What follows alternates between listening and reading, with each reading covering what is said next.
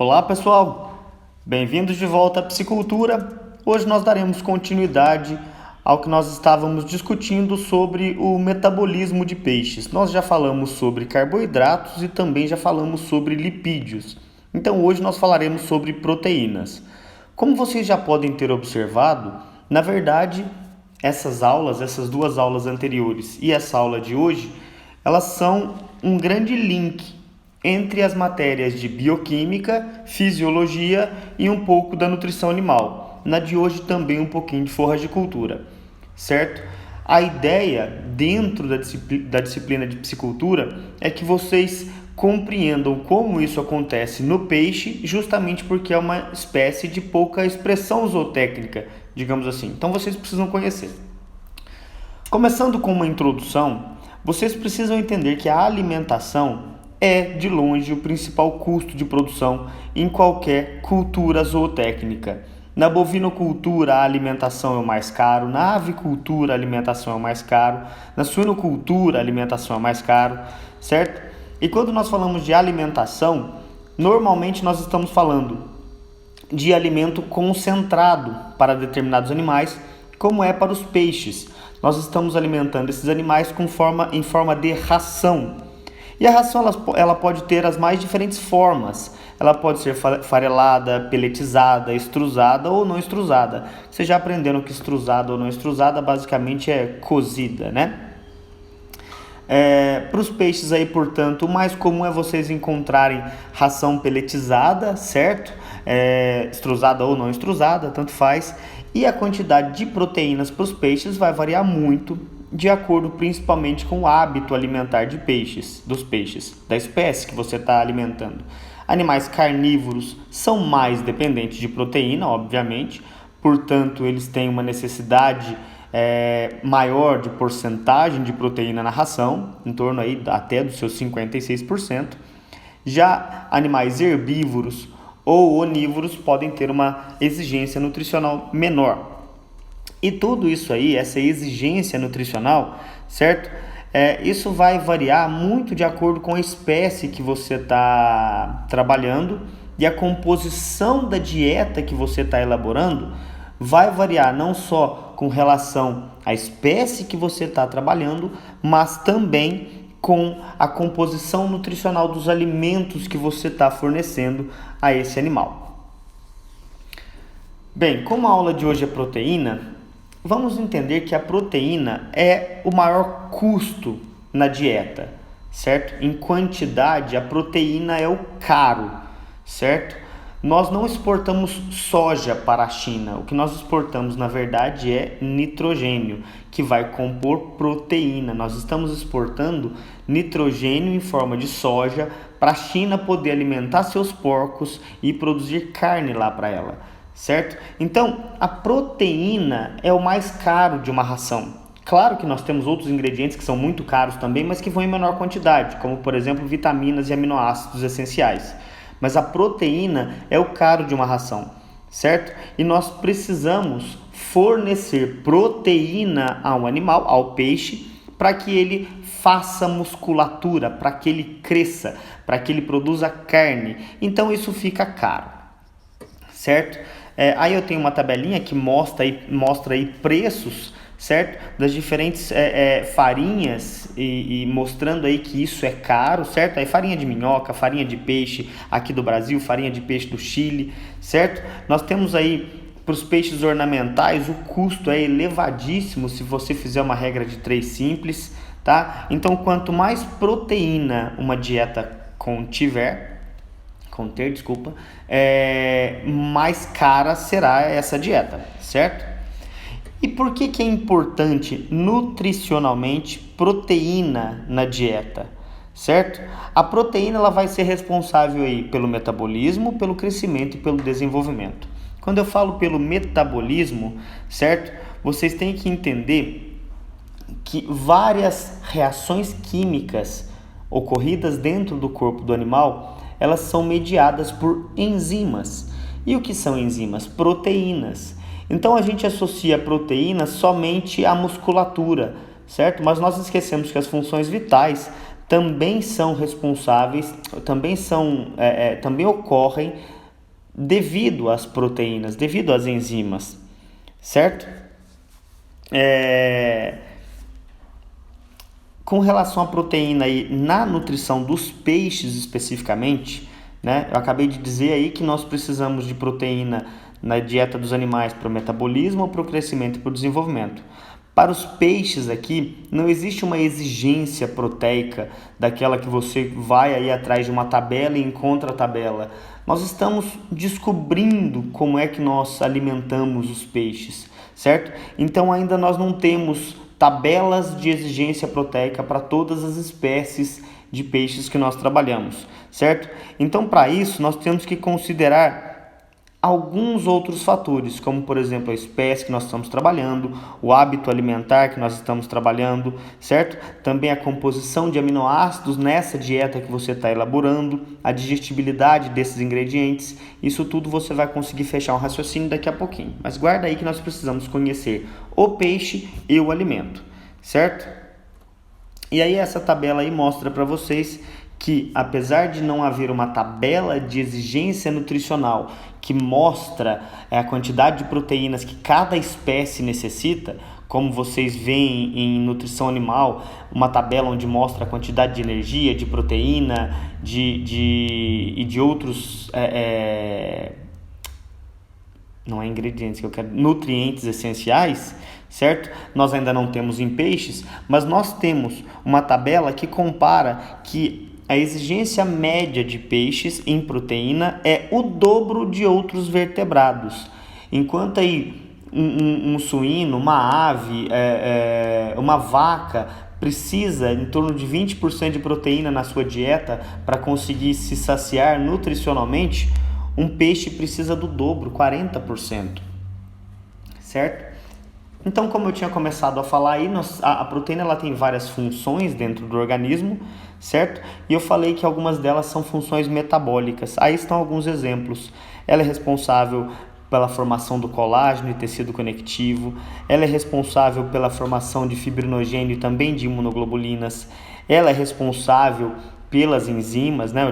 As enzimas são proteínas, ela também atua, as proteínas atuam no organismo como transportadores de a hemoglobina, a mioglobina, por exemplo, certo? Isso tudo aí é proteína.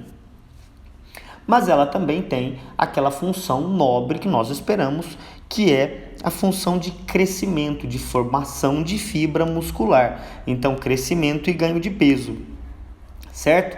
Ela também está relacionada metabolicamente ao crescimento, porque as proteínas, os hormônios, alguns hormônios, principalmente alguns hormônios da reprodução, eles são proteicos, ou eles são glicoproteicos, ou eles são peptídeos, que na verdade são pequenas partes de proteínas. Como por exemplo aí nós temos o hormônio do crescimento, que é o GH, o T3 e o T4, certo? Nós temos o FSH e o LH, que aqui recebem outro nome, são proteínas. Vocês estão entendendo que proteína é importante no corpo do animal, não só para o animal crescer, formar músculo, mas também para que o organismo dele funcione normalmente? Então, olha só, eu falei aí que não só no metabolismo, mas no crescimento, no desenvolvimento também. Lá no desenvolvimento de óvulo, no desenvolvimento de espermatozoide, na liberação de hormônios reprodutivos como o FSH e o LH, que são hormônios glicoproteicos, a proteína está envolvida, certo? Aí só um exemplo mostrando que o que vocês verão em reprodução, o eixo hipotalâmico hipofisário gonadal aí, certo? A hipófise, ela libera FSH e LH, que aqui recebe um nome, dois nomes diferentes, né? Que é o GIH1 e o GIH2, que na verdade são glicoproteínas, ou seja, a proteína está relacionada também com a reprodução, certo? Beleza, para melhor nós compreendermos o processo da digestão da proteína dentro do organismo do peixe, primeiro nós precisamos conhecer as proteínas, certo? Primeiro vocês têm que entender que proteínas são compostas por aminoácidos. São moléculas que têm um grupo amina, um grupo NH3 e um grupo de ácido carboxílico, 2 tracinho, O, tracinho, certo? Vocês lembram isso aí de química orgânica, lá do ensino médio. E esses aminoácidos são ligados entre si por ligações peptídicas, certo? Tem uma ligação peptídica entre o grupo amino e o grupo carboxílico. Isso aí é um aminoácido. Quando eu junto vários aminoácidos, eu formo um peptídeo. Aí eu tenho um exemplo bem bonitinho aí do grupo amina, do grupo carboxílico, certo? Pode haver aí até 20 diferentes aminoácidos em uma proteína. As proteínas têm os mais diversos tamanhos, certo? Vocês têm que entender que são aminoácidos, o aminoácido é a menor parte que compõe uma proteína. Quando eu junto pequenos aminoácidos, quando eu junto 2 aminoácidos, eu formo... Quando eu junto vários aminoácidos, eu formo peptídeos, certo? Aí eu posso formar aí dipeptídeos, tripeptídeos, oligopeptídeos, ou até quando eu junto muitos aminoácidos, que viram vários peptídeos, eu acabo formando uma proteína. Aí eu tenho mostrando para vocês os nossos principais aminoácidos, alanina, valina, leucina, isoleucina, prolina, metionina, certo? Vocês têm que conhecer aí, para algumas espécies, o importante é metionina e lisina.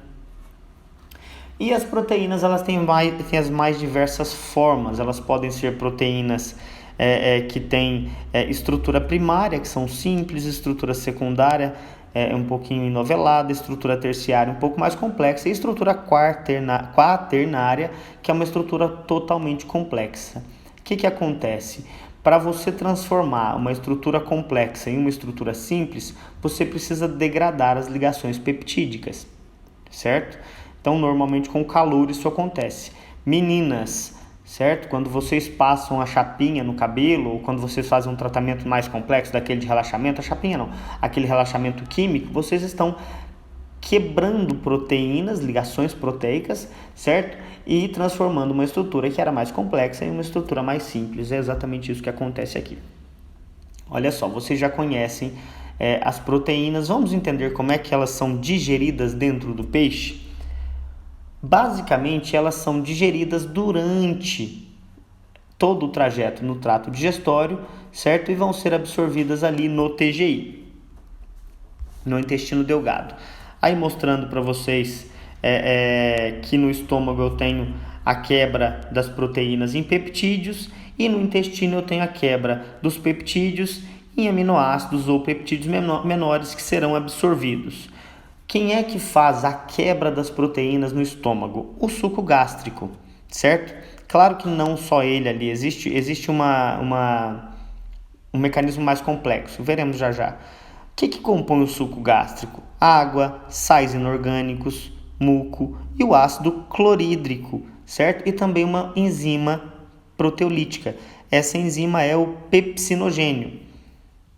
Ele ainda está na forma inativa, certo? Ele vai ser ativado. Quem é que estimula a produção de suco gástrico? Neurotransmissores, principalmente a acetilcolina, liberada em momentos de calma, de tranquilidade, liberados no momento do parasimpático.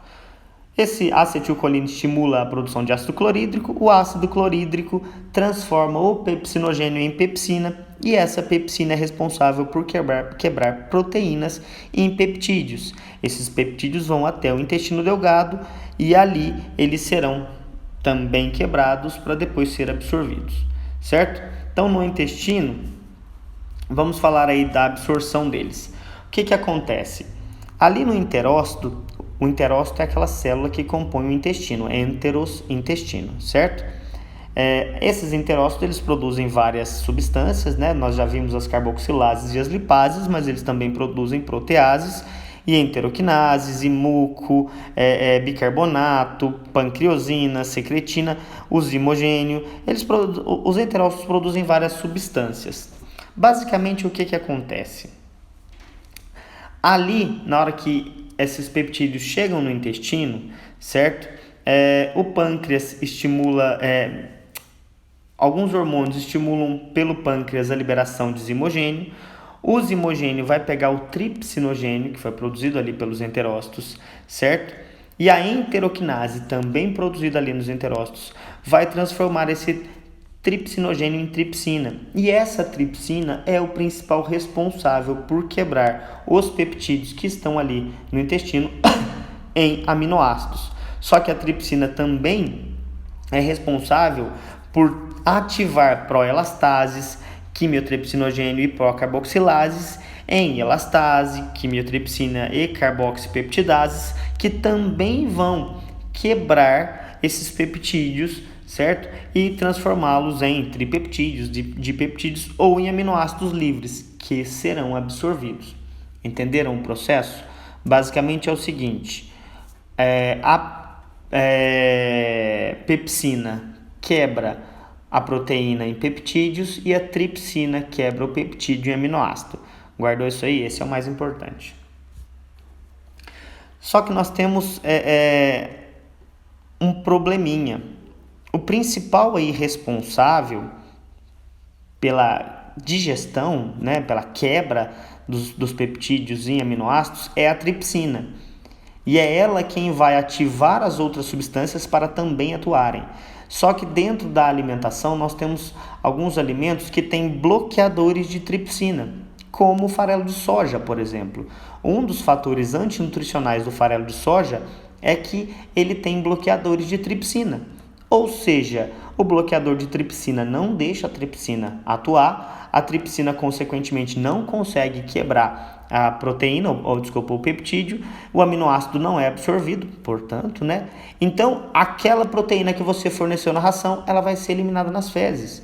Você não vai conseguir fazer o peixe absorver. Ou seja, a proteína, que é o alimento mais caro que nós temos na dieta do animal, você está jogando ela fora.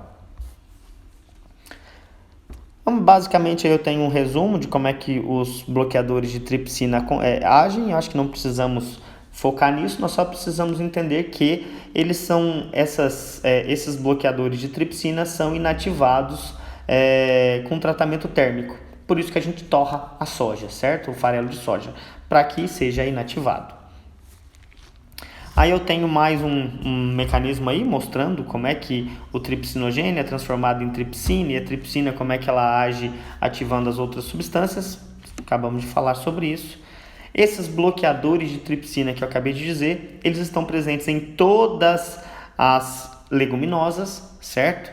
E também em algumas solanáceas. Vocês já viram aí em forragicultura quem são as leguminosas. Então nós temos que tomar cuidado no fornecimento de uma alta quantidade de leguminosas ou de cereais leguminosos aos animais. E também são encontrados inibidores de tripsina no ovo. Então se a dieta do peixe contiver ovo, pode acontecer do peixe não aproveitar totalmente a proteína. Como é que os aminoácidos são absorvidos? Ali, na hora que o aminoácido está livre na luz intestinal, certo? Ele tem que passar para dentro do enterócito e do enterócito ele tem que ir ao vaso sanguíneo caso seja necessário, certo? Como é que vai ocorrer isso aí? Nós temos várias formas de absorção desses aminoácidos. Ela pode ser através de transportes, certo? Onde a absorção do aminoácido só ocorre conjuntamente com a absorção de sódio. Ela pode ser através de transportadores não dependentes de sódio. Ela pode ser por difusão simples, tá? Pode ser por difusão facilitada.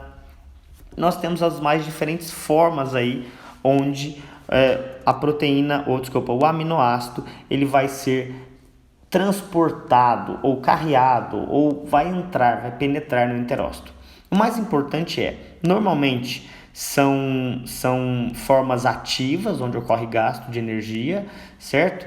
E alguns aminoácidos são mais eficientes para entrar dentro do enterócito que outros. E aí acontece o seguinte, às vezes eles competem pelo mesmo transportador. Exemplos, mas um exemplo aqui que não é só um exemplo, não tem um antagonismo aqui. Mas não vou citar nome de aminoácido então. Vamos supor que eu tenho o aminoácido A e o aminoácido B. Os dois aminoácidos, eles são transportados pelo transportador T, certo? Se tem muito aminoácido A, o aminoácido A vai ser transportado e nada do aminoácido B vai ser transportado. tá? Então, o aminoácido A e B, eles competem por esse mesmo transportador. E qual é o problema disso?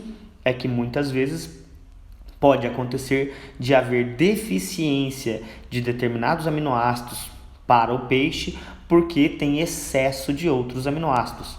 Você precisa conhecer o alimento que você está fornecendo ao peixe e também como o peixe vai absorver esse alimento. Entenderam?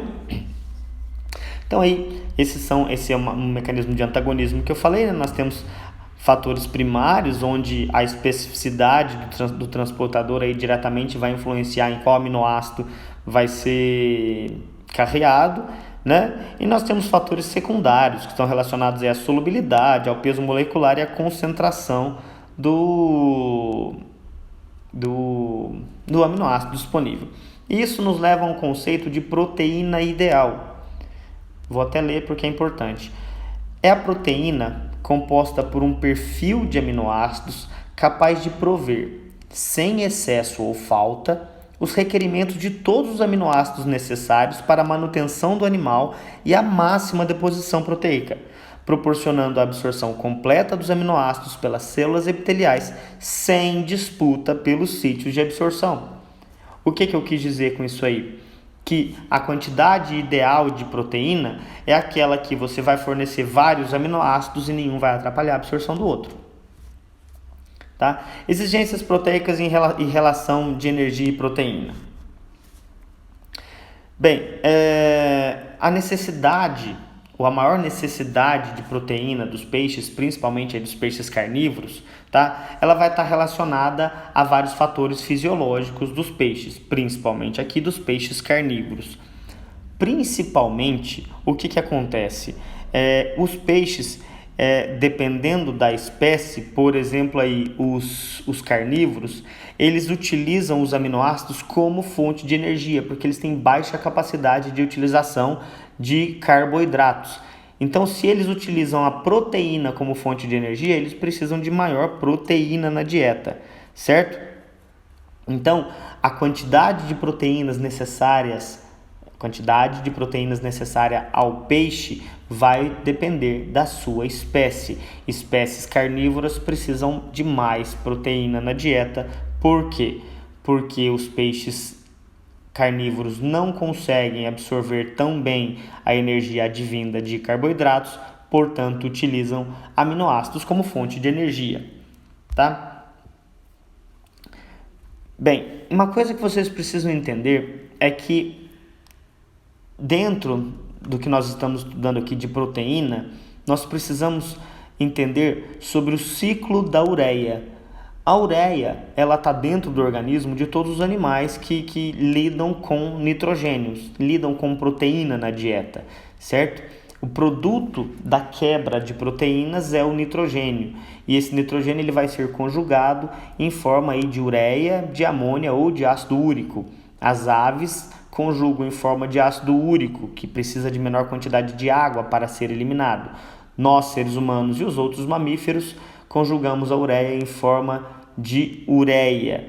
Já os peixes, eles conjugam a ureia em forma de amônia. Essa conjugação em forma de amônia para excreção desse nitrogênio, porque se o nitrogênio ficar dentro do corpo ele é tóxico, certo? Esse tipo de excreção de ureia, de amônia, é o que demanda menos energia para o corpo do animal. Então isso aí é legal, certo? Mas em compensação demanda muita quantidade de água. Por isso que eles já vivem ali no ambiente aquático. Então eles são capazes de eliminar esse nitrogênio em forma de amônia. E por onde isso é eliminado? É eliminado, tá, normalmente ali pelas brânquias, através de um processo de troca. Em torno de 70% a 90% da amônia produzida ali no peixe, ela é eliminada aí por difusão facilitada, ou seja, o peixe não gasta energia. Então, para isso, o peixe ele acaba sendo muito eficiente na utilização de proteína, dependendo da sua espécie, claro, porque ele não gasta muito com locomoção, não gasta com excreção de nitrogênio e tem uma alta capacidade de utilização de nitrogênio para a produção de proteína. Por isso que peixe está na moda, porque cresce muito rápido. Tá. Aí não tem necessidade disso aí. Mostrando uma tabela aí onde mostra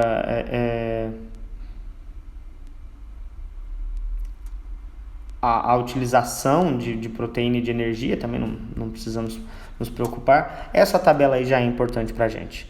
O que eu quero que vocês reparem? Que a concentração de proteína na dieta, ela depende não só da idade, mas como também do hábito alimentar dos animais. Peixes carnívoros precisam de maior quantidade de proteína, reparei nos alevinos e no animal adulto. Já peixes herbívoros precisam de uma menor quantidade de proteína, porque são capazes de sintetizar proteína através de outros alimentos, certo? Não proteicos, e porque não precisam exclusivamente de aminoácidos para obter energia. Aí mais uma tabela mostrando aí as exigências nutricionais das nossas principais espécies domésticas, certo? E aí falando um pouquinho de quais são as nossas principais fontes de proteína para a dieta de peixes. Nós temos a farinha de peixe e nós temos a farinha de minhoca, certo? A farinha de minhoca altamente proteica e altamente palatável, tá? O custo aí vai depender muito de onde é que você vai conseguir esse alimento, não é tão fácil de conseguir. O mais comum é nós termos aí farinha de peixe, certo? Também é altamente palatável, principalmente para as espécies carnívoras, mas nós temos aí farinha de peixe de baixa qualidade e de alta qualidade, isso aí vai depender da origem do peixe. Também temos farinha de vísceras e de outros resíduos, tá? Essas vísceras aí são vísceras de animais de açougue, né? Vacas, suínos, aves. A qualidade da farinha também vai depender do processamento. E nós temos o farelo de soja, que é uma importante fonte de proteína.